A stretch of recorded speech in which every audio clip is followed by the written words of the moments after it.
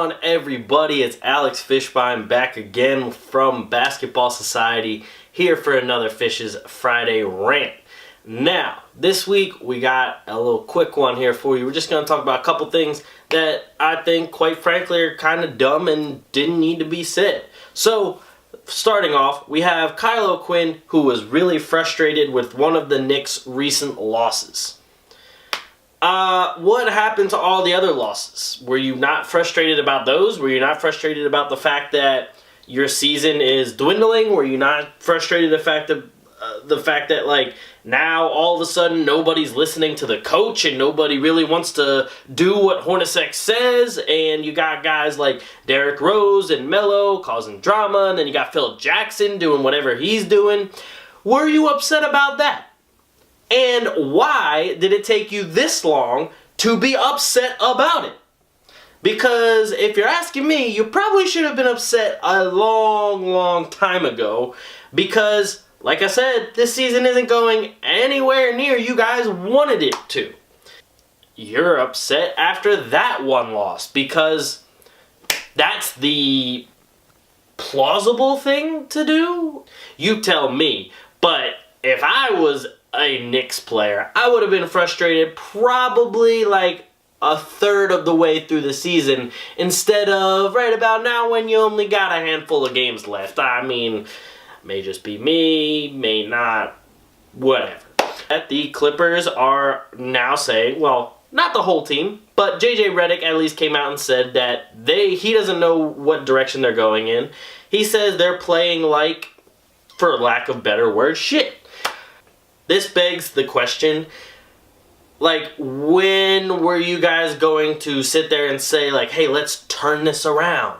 Like, because we know that you guys are struggling a little bit when Chris Paul was out. Obviously, you're struggling a little bit before that as well. And the Clippers started out pretty well and have just slowly went downhill. And it's not even the fact that they've just been playing like crap recently. They've been playing like crap for a while now, since like a little bit before the All-Star game.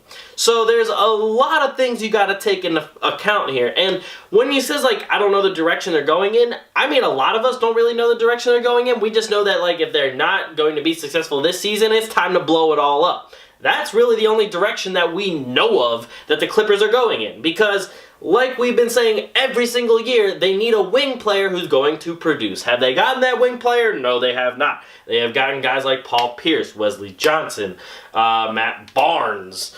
The list goes on and on and on. And have they worked out? No, they have not. So, what direction are you guys going in? We don't know. This whole LeVar Ball situation. Our own Basketball Society member, BJ Boyer, posted a little video about that on Facebook, so go check that out. But why are we still like flabbergasted at the things he's saying? He's obviously one-upping every single thing he's saying now, saying that his son is the greatest player to step on the court right now, better than LeBron James, better than Russell Westbrook. Like, okay, did you notice in his quote it says, to me, he is the best player? He's not saying, he is better than every other person out there. That's a fact. He's not saying that. He's like, in my opinion. That is what he is saying. It is a guy's father who is showing confidence in his son. That's it. Just stop. Just shut up. Like, why go crazy about it when that's all that's happening here? Seriously. Vanderbilt. Like, you just gotta feel bad for the kid that fouled him. You just gotta feel bad for him because it's like in that situation you got so much adrenaline going that he obviously completely forgot what the score was, fouled Northwestern, and bam. Like, that's game. And I mean, like me, probably like a lot of others and Vanderbilt fans were a little mad because that might have hurt your bracket.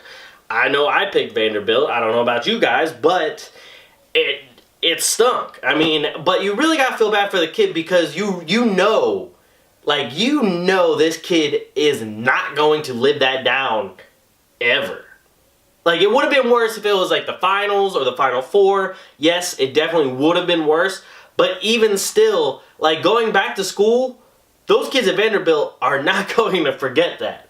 And a lot of people in the basketball world aren't going to forget that. That's going to be one of those things where it's like the worst end of play or end of game plays. That's what it's going to end up being. And in that case, you got to feel bad for the kid. Like, I mean, I do.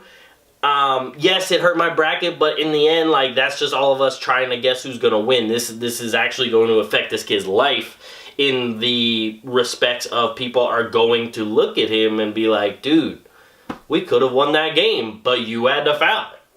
But anyway, that's it for me, guys.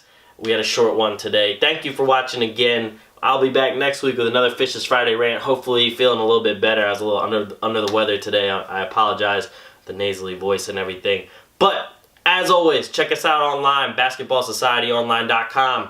We're on Twitter at @bballsociety_ and on Facebook at the Basketball Society. Make sure you like, subscribe, do all of that. Thank you guys, and I'll catch you guys next week. Peace.